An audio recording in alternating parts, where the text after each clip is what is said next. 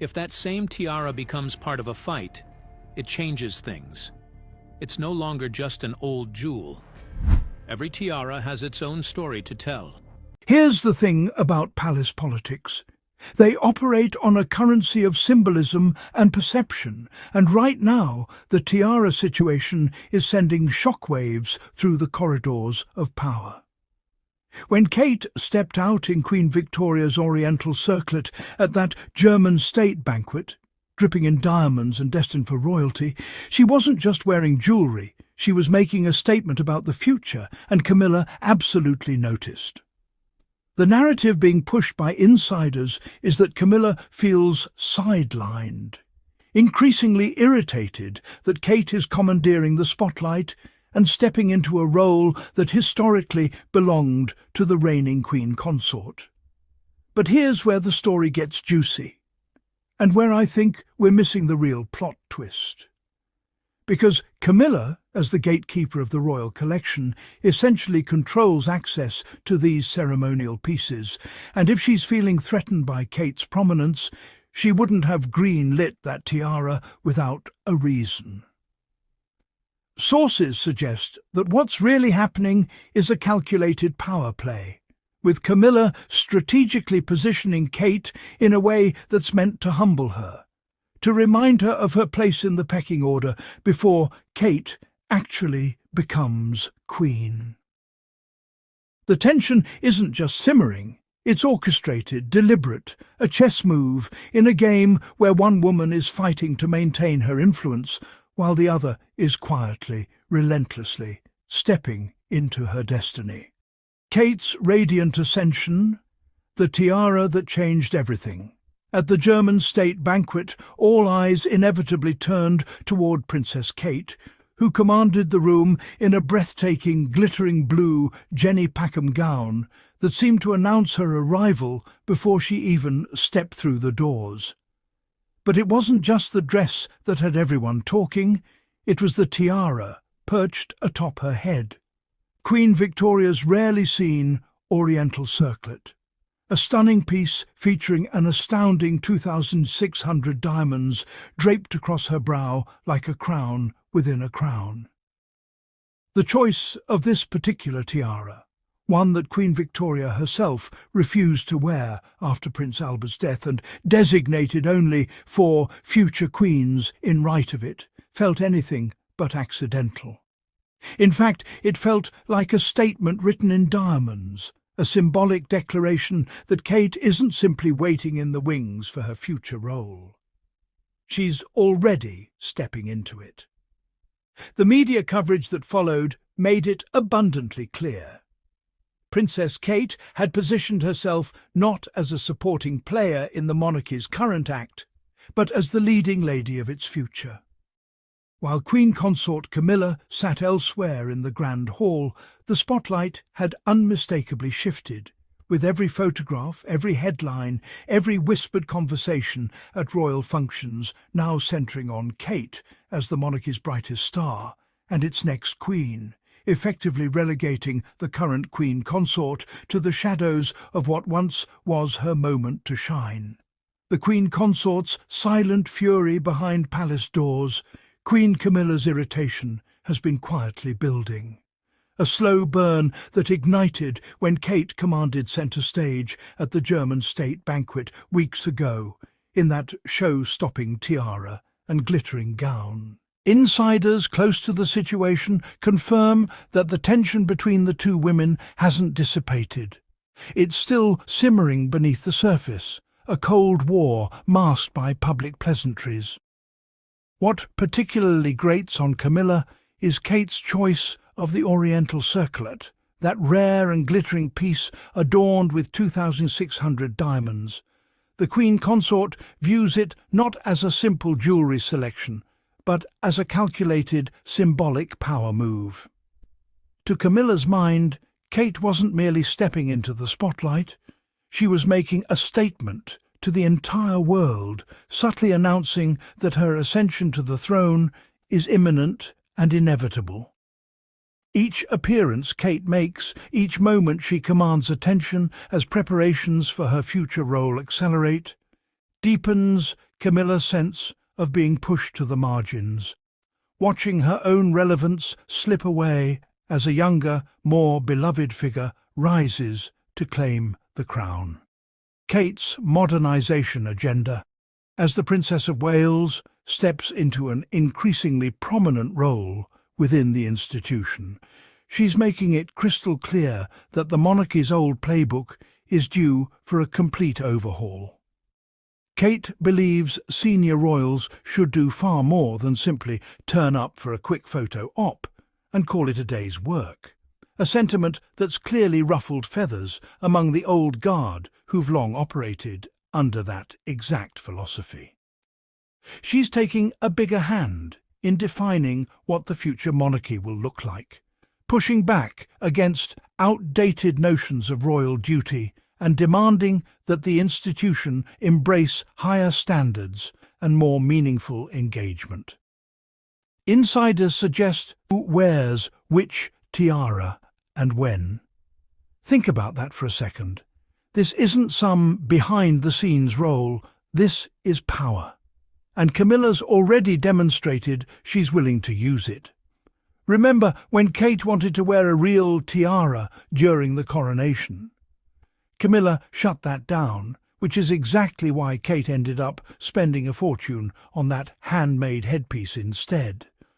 So when the Oriental circlet suddenly appeared on Kate's head at the state banquet, that tiara with 2,600 diamonds that Queen Victoria refused to wear and that hadn't been seen publicly in nearly 2 decades, it wasn't Kate's decision to make. Camilla and her people selected it. And here's the kicker. That tiara fell off Kate's head repeatedly throughout the entire evening, creating what was essentially a public spectacle. Was that an accident? Or was it a carefully orchestrated setup designed to make Kate look foolish? The timing, the selection, the outcome, it all feels deliberate, like Camilla was methodically putting Kate in her place, sending a message that she's overstepping her bounds. Because when you control the jewellery, you control the narrative. And Camilla clearly wasn't done making Kate pay for stepping into the spotlight. The palace power struggle, when tradition meets tomorrow.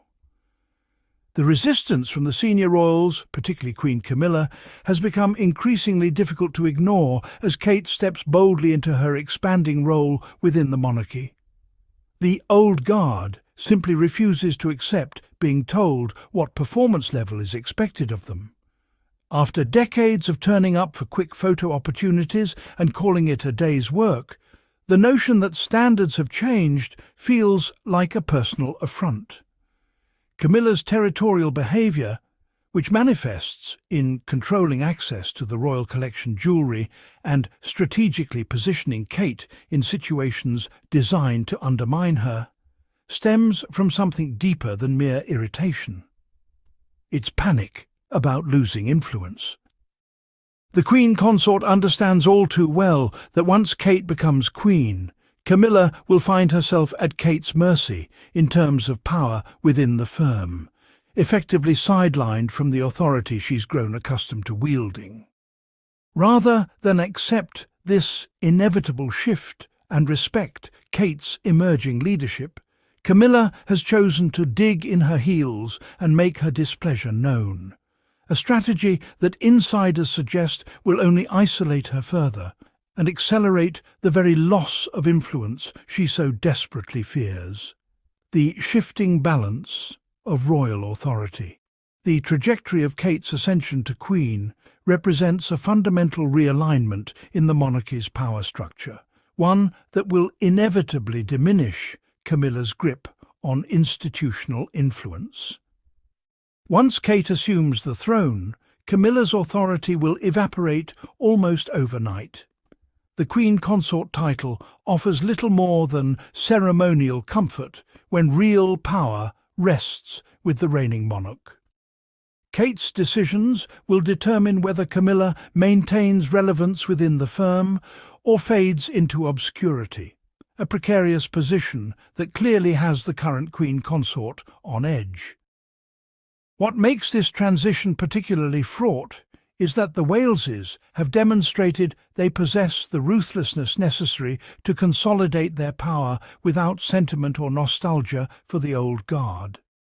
They've already shown their willingness to navigate the treacherous waters of royal protocol with calculated precision, suggesting they won't hesitate to sideline those who resist their vision for a modernized monarchy. Camilla's current irritation isn't merely about a tiara or a state banquet spotlight.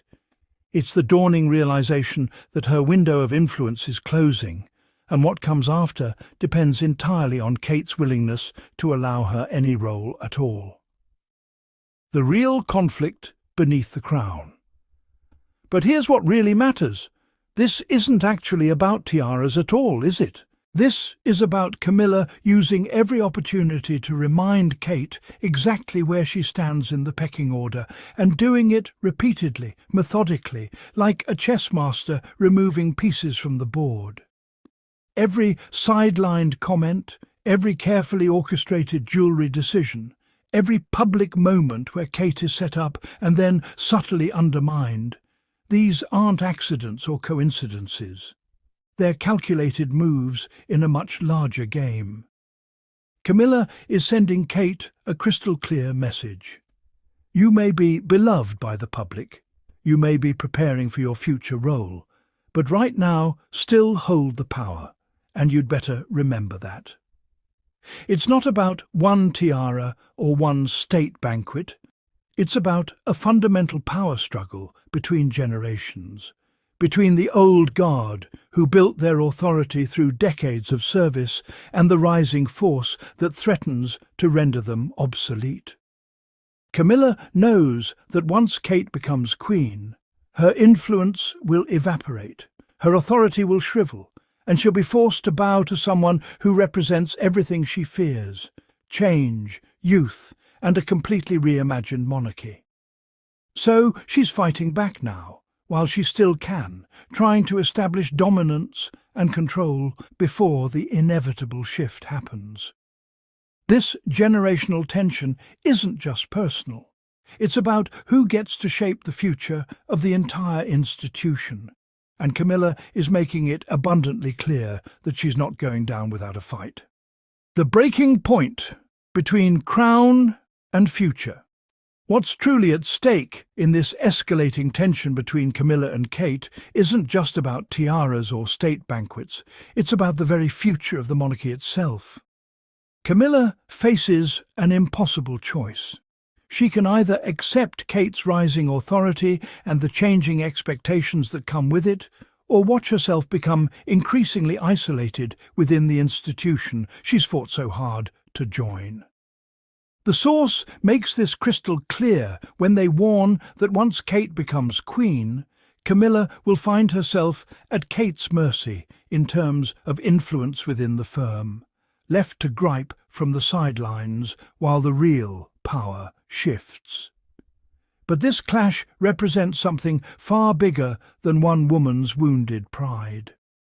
The monarchy's entire direction now hinges on whether the old guard, the generation that believes in quick photo ops and business as usual, can adapt to Kate's vision of a more engaged, purposeful royal family, or whether they'll dig in their heels and resist. Kate's refusal to back down, her willingness to step up in a big way, signals that a seismic shift in the royal hierarchy is coming, whether Camilla accepts it or not. The real question isn't whether Kate is overstepping. It's whether the institution can evolve fast enough to survive the transition. If Camilla continues down this path of territorial posturing rather than acceptance, she risks becoming the cautionary tale of what happens when you choose pride over pragmatism.